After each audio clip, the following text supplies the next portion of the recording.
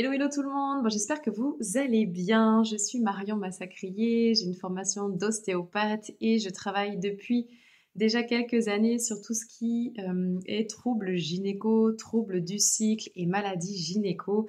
Et de plus en plus, j'accompagne les adolescentes dans la transition que peut représenter vraiment la puberté, l'arrivée de toutes ces hormones. Et aujourd'hui, j'ai très envie de te parler de la crise d'adolescente. Donc je mets des guillemets parce que ce mot crise, il me dérange un peu. Alors si on prend les définitions du mot crise, tu peux regarder sur ton dictionnaire, regarder sur Internet, vraiment, ce mot, il est adapté à cette phase de la puberté dans le sens où effectivement c'est un débordement de plein de choses, c'est beaucoup de changements, de gros chamboulements et qui sont là essentiellement pour t'amener à évoluer dans un sens ou dans l'autre.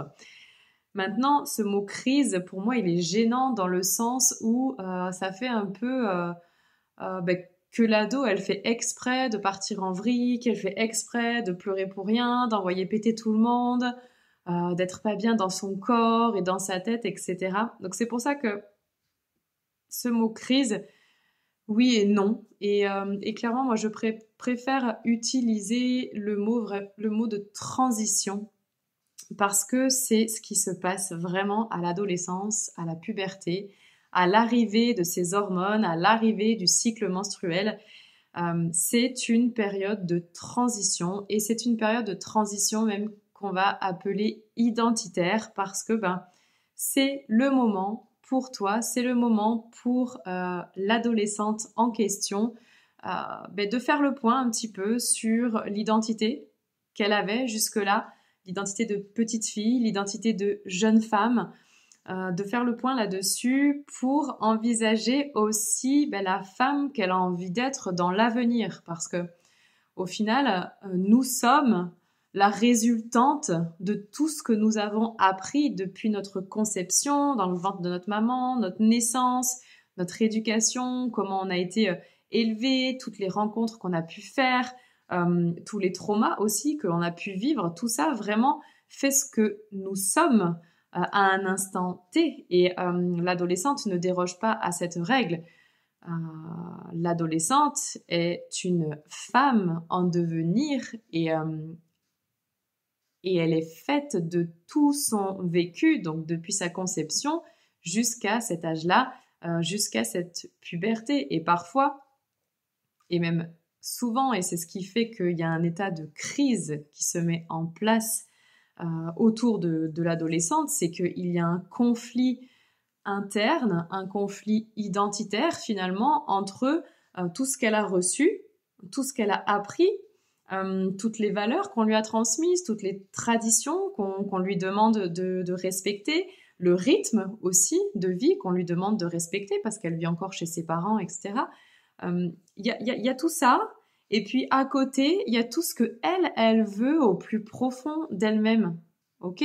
Et c'est là que c'est compliqué parce que il y a les hormones qui viennent réveiller tout un tas d'émotions, tout est exacerbé, elle vit tout puissance 10 000.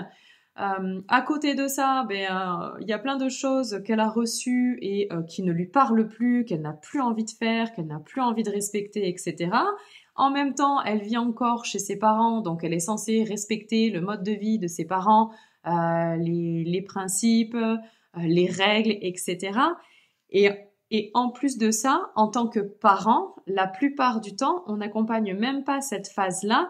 On reste un peu, enfin, on essaye de garder le contrôle sur notre ado qui est littéralement en train d'exploser de l'intérieur.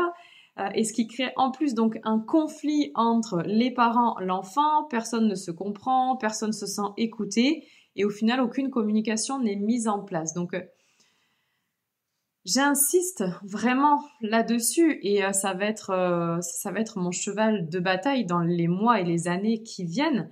C'est que nous devons, en tant que parents, comprendre, apprendre, découvrir ce qui se passe réellement dans le corps et dans la tête de nos adolescentes pour pouvoir les accompagner dans cette transition identitaire.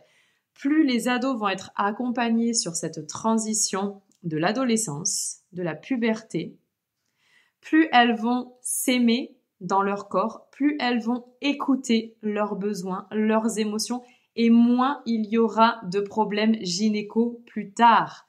J'insiste et je vous en supplie, les mamans, c'est là que vous devez intervenir absolument et c'est là que vous devez être vigilante. Plus vous accompagnez vos ados dans cette transition identitaire, en écoutant, en discutant, en communiquant, en aidant votre fille à répondre à ses propres besoins, moins il y aura de risque d'avoir de l'endométriose, du SOPK, des douleurs de règles, etc., etc. Alors, je suis pas en train de dire que si elle vit une superbe adolescente, elle aura pas de maladie gynéco, mais vous allez réduire le risque, ok? Et ça, c'est vraiment, vraiment très, très important. On prévient la santé féminine au lieu de se retrouver face à un vrai problème, vraiment très, très chiant, ok? Dont on n'a encore pas de solution de guérison réelle aujourd'hui. Ok? Je vous remercie pour votre écoute. Il y a plein de choses qui vont arriver. Une BD est en cours de création justement sur cette transition, sur tout ce qui se passe à la puberté, à l'adolescence. Une BD éducative, donc qui va convenir autant aux ados que aux parents. Donc, je vous tiens au courant de la sortie de cette BD. Ciao!